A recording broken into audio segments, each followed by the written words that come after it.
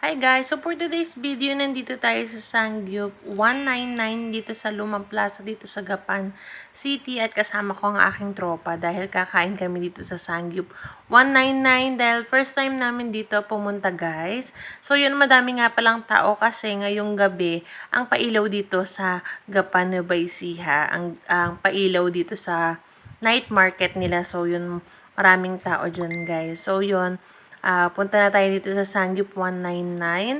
Ayan, dito sila nakapwesto guys sa Lumang Gapan. Sa second floor sila. Ayan nga pala ang kanilang area.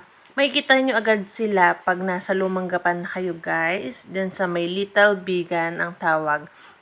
So yun, dahil nagugutom na kami, diyan na kami dumiretso, hindi na kami pumunta sa may night market. Ayan, hindi pa masyado maraming tao dyan kasi lahat ng mga tao is nasa night market dahil sasalubungin nga nila ang pailaw ni Mayor Joy Pascual. So yun, nandito na tayo sa loob at medyo madami na din ang taong na kumakain dito sa loob. Ayan, sobrang init nga pala dahil nilakad namin mula Bukana hanggang dito sa Lumang Gapan. So, yun ay yung mga kasama ko guys, yung mga tropa ko. Ayan nga pala ang mga food nila. May plain pork, may spicy pork, ayan. May kimchi, may hotdog, may fish cake, may sweet potato, may japchae, may cucumber, may rice, may plain rice. Ayan, sobrang dami guys. And may cheese din sila dyan guys. Ayan, as you can see, ayan ang pagkain namin.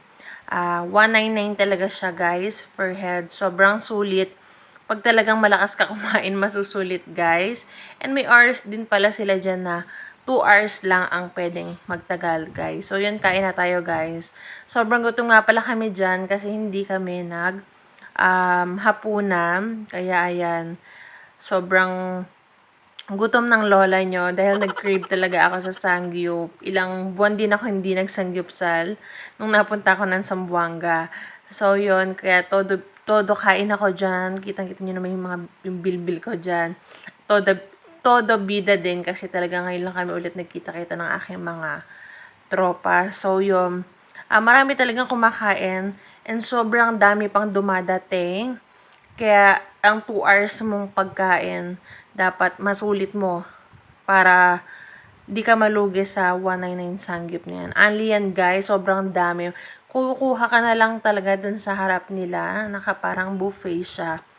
Ikaw na lang talaga ang magsasawa. At syempre, meron din ng bayad. Ang leftover is, amount niya is 300 if may leftover ka. Kaya wala kami natirang kasi parang inaano namin yung pagkain namin. Ubusin muna namin bago siya ulit mag-refill. So, yun. Sobrang saya na experience dyan. Sobrang sarap din ng pagkain nila. Ang hindi ko lang nagustuhan dyan, guys, is yung parang rice, yung kimchi rice. Hindi ko siya nagustuhan. Pero kailangan namin ubusin dahil nga magbabayad kami sa leftover. Kaya yung inubos na namin para wala din kaming bayaran. So, yun. Sobrang saya namin dyan. Todo bida dahil nga ngayon lang ulit nagkita-kita mula ng mga naging busy at napunta ako ng Zamboanga. So, yun.